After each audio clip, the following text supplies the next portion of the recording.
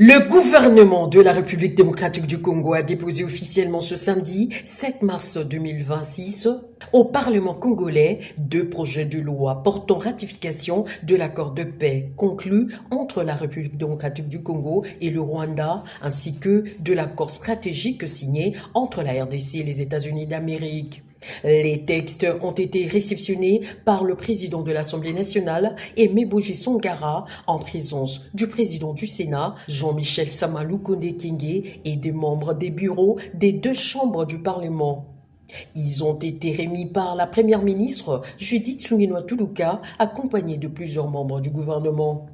Selon la chef du gouvernement, ces instruments juridiques concernent notamment l'accord de paix signé en juin 2025 entre la RDC et le Rwanda. En tant que chef de gouvernement, je suis venu accomplir un devoir constitutionnel, celui de déposer auprès des deux présidents des deux chambres, donc l'honorable président de l'Assemblée nationale qui a présidé la session ainsi que l'honorable président du Sénat, les deux projets de loi ratifiant l'accord de paix signé entre la République démocratique du Congo et le Rwanda en juin 2025, ainsi que l'accord stratégique signé entre le projet donc, de loi portant ratification pour l'accord stratégique entre la République démocratique du Congo et les États-Unis d'Amérique. Il faut tenir compte que c'est vraiment une obligation constitutionnelle et cela va de soi que dans notre démocratie,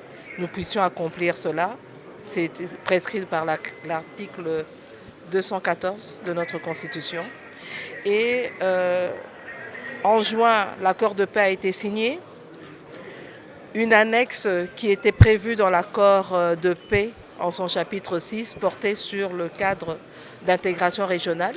Et ce cadre-là a été signé aussi en décembre, raison pour laquelle nous avons dû attendre d'avoir l'ensemble des textes. Et vu que c'était pendant les vacances parlementaires, nous avons le temps de revenir des États-Unis, etc. Nous avons décidé donc avant la rentrée parlementaire de pouvoir déposer ces projets de loi pour ratification parce que c'est ce que prescrit la Constitution. Et c'est important que les élus du peuple puissent être au courant, même s'il y a eu des discussions en réunion interinstitutionnelle autour du chef de l'État et les chefs d'institutions.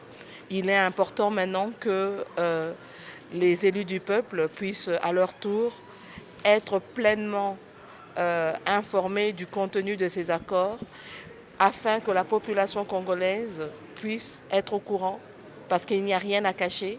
Tout ce qui a été fait au bénéfice du peuple congolais, particulièrement le peuple à l'Est, pour la paix. Les échanges ont par ailleurs porté sur les préparatifs de la prochaine rentrée parlementaire. À cette occasion, un geste symbolique a été posé en faveur de femmes leaders dans le cadre des activités du mois de mars consacrées aux droits de femmes, réaffirmant l'engagement des institutions. Un petit clin d'œil à nous les femmes, en commençant par moi, chef du gouvernement, nous a été fait puisque le 8 mars étant demain, nous avons eu à recevoir un petit présent de la part des deux présidents des chambres et des membres du bureau. Donc ça nous permet à nous, en tant que femmes leaders, de montrer que nous sommes accompagnés aussi par nos chefs d'institution. La première ministre Judith Suminwa-Tuluka était accompagnée lors de cette cérémonie de plusieurs membres du gouvernement, notamment le vice-premier ministre, ministre de l'Intérieur, Jacquemin Chapani-Louko, la vice-ministre des Affaires étrangères, Noéla Ayeganagato Nakwipon, ainsi que le ministre de la Communication et des Médias, Patrick Mouyaya Katembwe.